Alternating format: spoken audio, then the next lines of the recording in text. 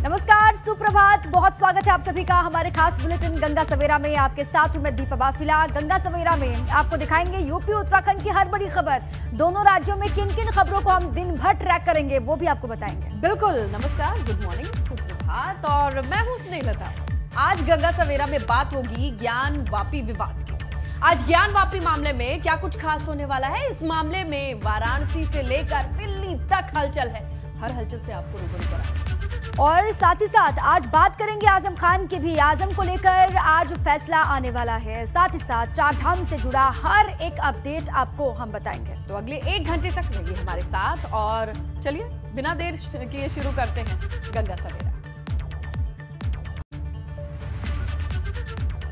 तो गंगा सवेरा में सबसे पहले बात वाराणसी से आई खबर, जहां ज्ञान वापी परिसर में सर्वे का मामला। विशेष एडवोकेट कमिश्नर विशाल सिंह की रिपोर्ट पेश करने की खबर है। 12 मई के बाद के सर्वे की रिपोर्ट दाखिल करनी है। विशाल सिंह के दस्तखत से ही रिपोर्ट तैयार हुई है। सहायक advocate commissioner Ajay Pratap Singh commission में थे। विशाल सिंह के निर्देश में अजय सिंह ने भी काम किया। रिपोर्ट पेश करने के लिए 2 दिन का वक्त मांगा था। तो ये बड़ी खबर है। 3 कोर्ट कमिश्नर, जहां शुरुआत एक कोर्ट कमिश्नर से हुई थी, लेकिन मामला विवाद जब बढ़ा तो 2 सहायक कमिश्नर भी नियुक्त किए गए और अब बारी है इनके रिपोर्ट पेश करने की। इससे जुड़ी ये बड़ी अपडेट है, आपको बताते चलें। चलिए आज बहुत अहम दिन है। इसी पर विस्तार से बात कर लेते हैं और जानकारी लेते हैं। हमारे साथी मोहम्मद मोइन जुड़ चुके हैं, सीधे उन्हीं का रुख कर लेते हैं। मोइन, आज देखिए जो सर्वे की रिपोर्ट है वो पेश होनी है। कितने बजे पेश होगी, क्या जानकारी आपके पास है आज के दिन को लेकर, मोइन? देखिए, ज्ञान वापी विवाद से जुड़े हुए मुकदमों का आज बेहद अहम दिन है। आज दोपहर 2 बजे कोर्ट कमिश्नर की रिपोर्ट पेश की जानी है।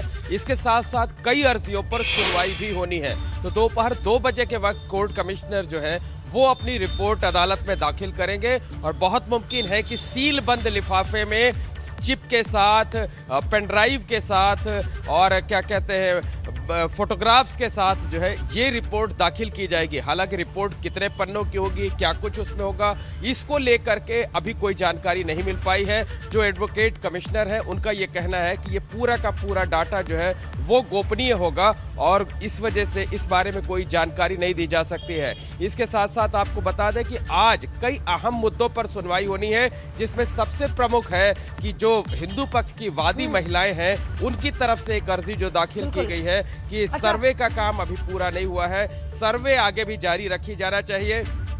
बिल्कुल मोइन, अब ये सवाल है कि गोपनीयता को लेकर भी बहुत कड़े निर्देश थे और पूरी कोशिश की गई थी। इसको लेकर के कुछ सख्त कदम भी उठाए गए हैं और आज अगर वक्त की बात करें तो कब तक ये स्पष्ट हो जाएगा कि रिपोर्ट पेश करनी है? देखिए, मैंने आपको पहले ही बता दिया कि दोपहर 2 बजे रिपोर्ट पेश की जानी है। तो दोपहर 2 बजे रिपोर्ट पेश की जाएगी। इसके साथ साथ कई अहम अर्जियों पर भी सुनवाई होगी। इनमें सबसे अहम अर्जी है जो हिंदू पक्ष की वादी महिलाओं की तरफ से दाखिल की गई है। उस अर्जी में ये मांग की गई है कि सर्वे अभी पूरा नहीं हुआ है, सर्वे का काम आगे भी जारी रखा जाना चाहिए। खासकर जहां पर नंदी जी की प्रतिमा है उसके सामने जो मस्जिद की दीवार है उस दीवार को तोड़कर वहां भी जो है सर्वे कराया जाना चाहिए।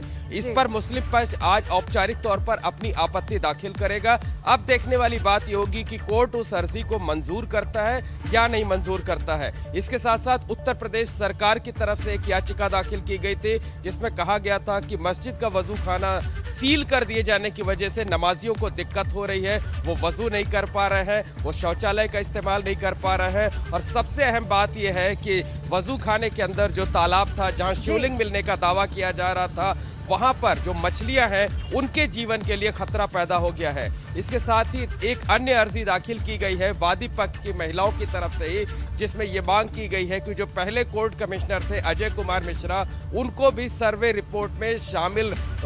रिपोर्ट तैयार करने में शामिल होने का मौका दिया जाए।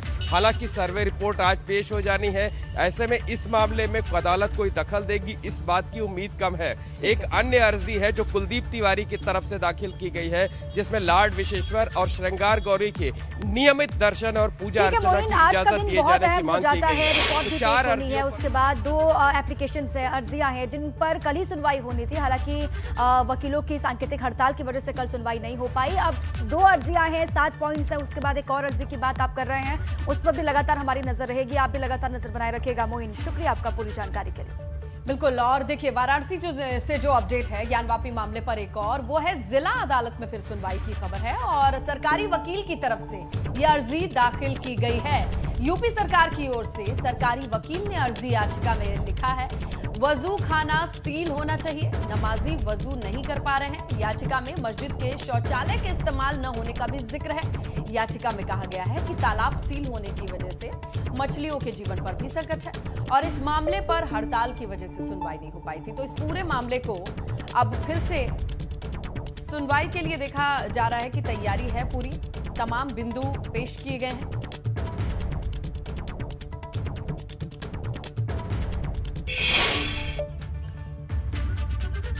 वाराणसी में हिंदू पक्ष की 4 महिलाओं की एक अर्जी पर भी आज सुनवाई होनी है। जिला अदालत करेगा हिंदू पक्ष की महिलाओं की एप्लीकेशन पर सुनवाई। ज्ञानवापी में सर्वे को आगे बढ़ाए जाने की मांग की गई है महिलाओं की तरफ से और नंदी विराजमान के सामने की दीवार तोड़कर वहां सर्वे कराने की भी इनकी मांग है।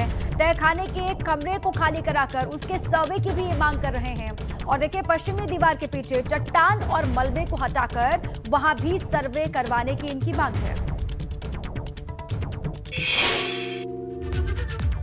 वहीं आज मुस्लिम पक्ष भी हिंदू पक्ष की महिलाओं की अर्जी पर अपनी आपत्ति दाखिल करने के लिए औपचारिक तौर पर जिला कोर्ट में 2 दिन का वक्त दिए जाने की अनुमति मांगेगा। देखना होगा कि कोर्ट इस पर अपना क्या रुख सामने रखता है। तो देखिए, एक पक्ष के बाद दूसरे पक्ष की क्या रणनीति है, ये भी आज सामने आएगी। कोर्ट इस पर क्या मंजूरी देता है या मुहर लगाता है, ये देखने वाली बात होगी। तैयारी मुस्लिम पक्ष की भी है, वक्त मांगा जाएगा, लेकिन दिया जाएगा या नहीं ये कोर्ट तय करेगा, जिस पर निगाहें रहेंगी। जो भी अपडेट आएगा एबीपी गंगा पर दर्शकों तक पहुंचाते रहेंगे। वहीं आज ज्ञानवापी विवाद को लेकर सुप्रीम कोर्ट में भी सुप्रीम सुनवाई होने वाली है। पिछली सुनवाई में कोर्ट ने अपने आदेश में मस्जिद में मिली शिवलिंग की सुरक्षा व्यवस्था के लिए डीएम को निर्देश दिए थे। कोर्ट ने कहा था कि मुसलमानों के प्रार्थना करने के अधिकार को प्रभावित किए बगैर शिवलिंग की रक्षा की जाए। वहीं आज जब सुनवाई होगी तो कोर्ट सभी की दलीलें सुनने के बाद विस्तृत आदेश दे सकता है और इसलिए भी आज का दिन बहुत अहम हो जाता है क्योंकि ज्ञानवापी विवाद को लेकर सुप्रीम कोर्ट में सुनवाई होनी है। इससे पहले जब सुनवाई हुई थी तो कोर्ट ने ये कहा था कि जिस एरिया में, जिस दायरे में शिवलिंग के होने का दावा किया जा रहा है उस दायरे को सुरक्षित किया जाए और जो नमाजियों की संख्या सीमित करने का ऑर्डर था कोर्ट का, उसको भी सुप्रीम कोर्ट ने कहा कि ये पॉसिबल नहीं है और ये नहीं हो सकता। जो नमाजी हैं वो आ सकते हैं और जितनी भी संख्या में चाहे उतनी संख्या में आ सकते हैं। ये डीएम को निगरानी करनी होगी, डीएम को देखना होगा, ये सुप्रीम कोर्ट ने कहा था और आज लग रहा है कि विस्तृत रिपोर्ट आ सकती है। देखिए, इसी मामले पर हिंदू सेना ने सुप्रीम कोर्ट में जवाब दाखिल किया है। हिंदू सेना ने कहा है कि मुस्लिम पक्ष ने कई तथ्य से दूर रखा है पूरे सर्वे टीम को, यानी उन्हें छुपाया है। हिंदू सेना ने कहा कमिश्नर की नियुक्ति पर मुस्लिम पक्ष ने गलत जानकारी दी। हिंदू सेना ने मुस्लिम पक्ष की याचिका खारिज करने की भी मांग की है और हिंदू सेना ने कहा ये प्लेस ऑफ वर्शिप एक्ट का मामला है ही नहीं। तो देखिए, हिंदू सेना की वजह की तरफ से भी ये तमाम चीजें रखी गई हैं और याचिका खारिज करने की मांग की गई है और कई मांगों को लेकर के इन्होंने भी कोर्ट का रुख किया है।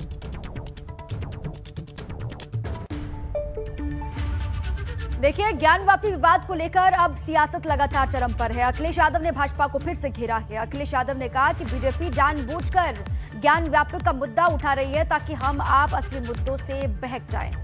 बिल्कुल। वहीं अयोध्या विवाद को लेकर अखिलेश ने कहा कि एक समय रात के अंधेरे में अयोध्या में मूर्ति रखवा दी गई थी। का मामला है। सबसे बड़ी बात यह है कि जिनकी जिम्मेदारी थी सर्वे करने की, आखिरकार वो रिपोर्ट बाहर कैसे आ गई।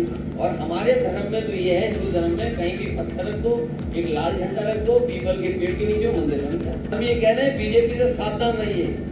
बीजेपी जानबूझ करके ज्ञानवापी मस्जिद का मामला इसलिए उठा रहे हैं, वो स्मोक स्क्रीन बना दी उन्होंने कि आप असली मुद्दे दिखाई नहीं दो। बड़ी बेहतर कोई नहीं जानता होगा, एक समय ऐसा था कि रात के अंधेरे में मूर्तियां रख दी गई। बीजेपी कुछ भी कर सकती है, बीजेपी कुछ भी करा सकती है। तो देखिए, ज्ञानवापी मुद्दे पर अखिलेश यादव के बयान पर बीजेपी ने पलटवार किया है। भाजपा प्रवक्ता राकेश त्रिपाठी का कहना है, विनाश काले विपरीत बुद्धि। अखिलेश यादव ने हार के परिणाम से सबक नहीं लिया है।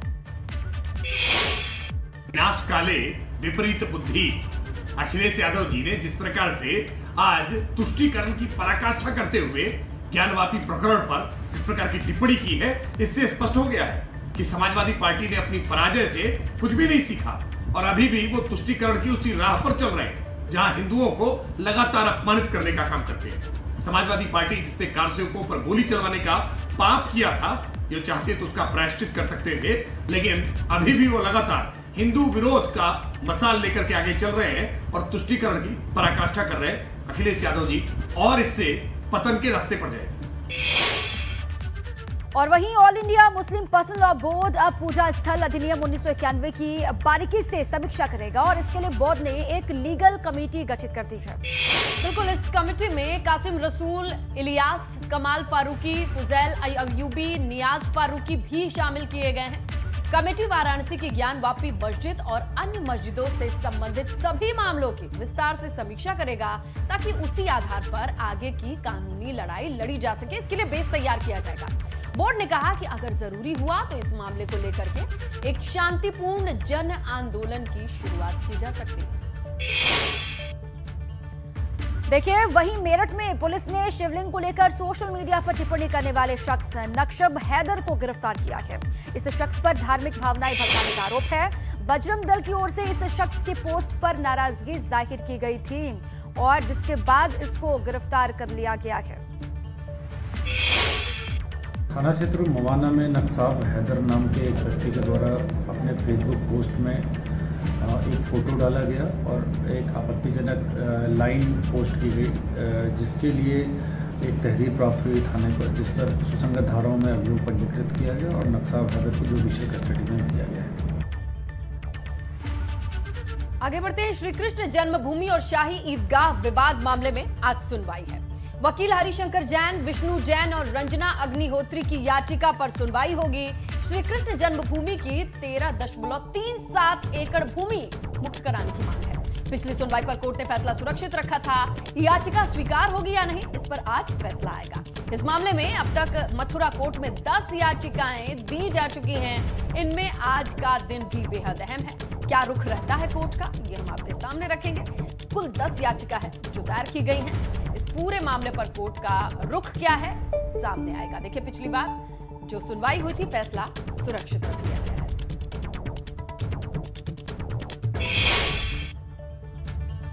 और वहीं आगरा के मेयर नवीन जैन ने सभी महापौरों से अपील की है कि जिन जिन महानगरों के अंदर औरंगजेब के नाम की कोई शिला पट्टिका लगी है, किसी मार्ग की पट्टिका लगी है, तो उसे हटा देना चाहिए। मानना है कि औरंगजेब एक क्रूर शासक रहा था और उसने अपने शासनकाल में हिंदू देवी देवताओं के जो मंदिर थे उनको तोड़ने का काम किया, उनको नष्ट करने का काम किया। बहुत बड़ी संख्या में हिंदू समाज को, लोगों को भी इस्लाम धर्म ग्रहण करने के लिए मजबूर किया। तो इसलिए ये आवश्यक है कि औरंगजेब के नाम की जितनी भी पट्टिकाएं लगी हुई हैं पूरे देश के अंदर, वह सब हटनी चाहिए। चलिए बात कर लेते हैं आजम खान की, जिनकी जमानत पर सुप्रीम कोर्ट में आज फैसला सुनाया जाएगा। यूपी सरकार ने आजम खान की जमानत का विरोध किया था। सुप्रीम कोर्ट में जस्टिस नागेश्वर राव की पीठ आज ये फैसला सुनाएगी।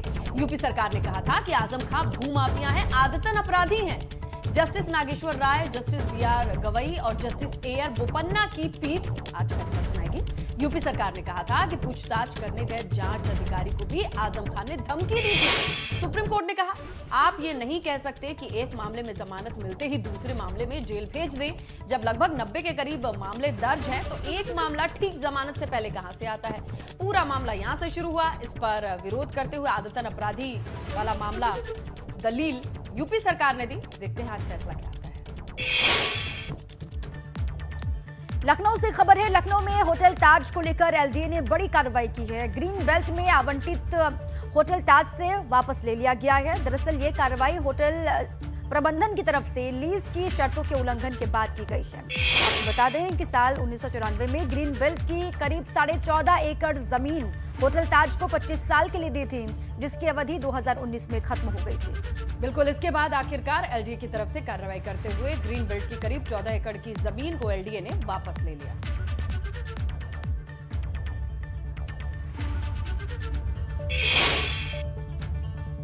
और यूपी में अपराधियों में कानून का खौफ नजर आ रहा है। कानपुर के जिस अपराधी को पुलिस ढूंढ रही थी, वो हाथ में सरेंडर की पोस्टर लेकर के पनकी पहुंच गया, सरेंडर कर दिया। और दरअसल जावेद नाम के जिस आरोपी ने थाने में सरेंडर किया, उस पर 19 मामले दर्ज हैं। गुंडा एक्ट और गैंगस्टर एक्ट के कई मामलों में वो वांछित भी चल रहा था और पुलिस को उसकी सरगर्मी से तलाश थी। लगातार चल रहे ऑपरेशन लंगड़ा और बुलडोजर एक्शन के डर की वजह से जावेद ने खुद ही सरेंडर कर दिया।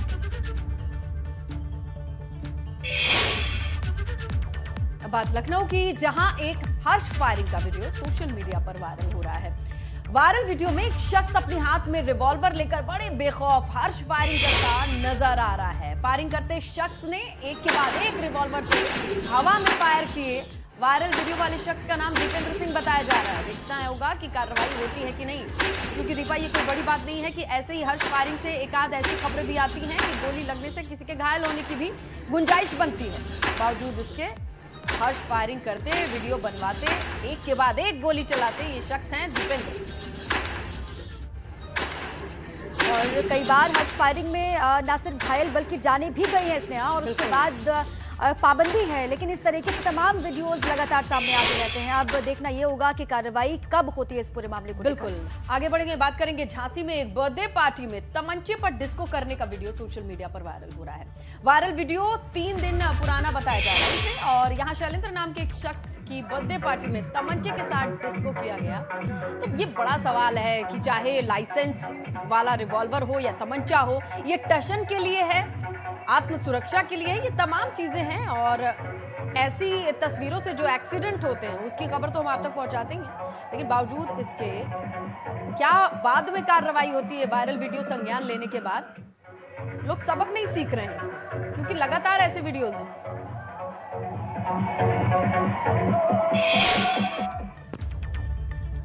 और लखीमपुर खीरी में केंद्रीय गृह राज्य मंत्री अजय मिश्रा टेनी के भतीजे की सड़क हादसे में मौत हो गई है। अचिन मिश्रा बुधवार दोपहर बाइक से लखीमपुर वापस जा रहे थे और इसी दौरान रास्ते में उसके ऊपर पेड़ गिर गया। हादसे में उनको गंभीर चोटें भी आई, फिर उन्हें अस्पताल लेकर जाया गया, तभी उन्होंने रास्ते में ही दम तोड़ दिया। अचिन मिश्रा नाम बताया जा रहा है। हादसा हुआ जिसमें चोटें आई, अस्पताल ले जाने की कोशिश हुई, अस्पताल ले जाया गया, लेकिन रास्ते में ही दम तोड़ दिया।